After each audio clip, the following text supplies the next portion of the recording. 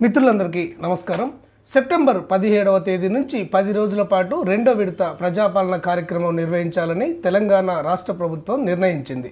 వైద్య ఆరోగ్య శాఖ ప్రాజెక్టులపై సచివాలయంలో ముఖ్యమంత్రి రేవంత్ రెడ్డి సమీక్ష నిర్వహించారు.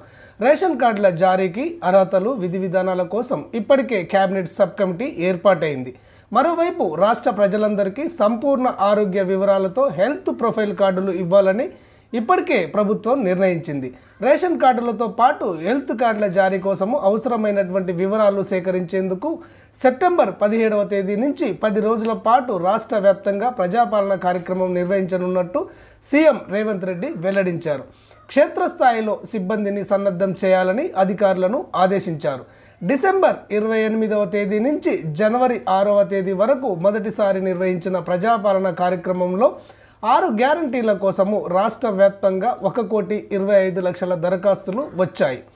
గోషామాల్లో తలపెట్టినటువంటి కొత్త ఉస్మానియా ఆసుపత్రిపై కూడా ముఖ్యమంత్రి సమీక్ష నిర్వహించారు.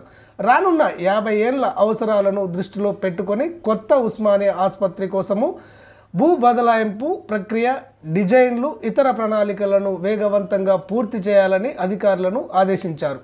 భవిష్యత్తులో ట్రాఫిక్ ఇబ్బందులు తలెత్తకుండా రోడ్లు అనుసంధానానికి ప్రణాళికలు చేయాలని చెప్పారు. గోషామాల్లోని సిటీ పోలీస్ అకాడమీకి ప్రత్యామ్నాయ స్థలాన్ని కేటాయించాలని సీఎం రేవంత్ రెడ్డి ఉన్నతాధికారులను ఆదేశించడం అనేది జరిగింది.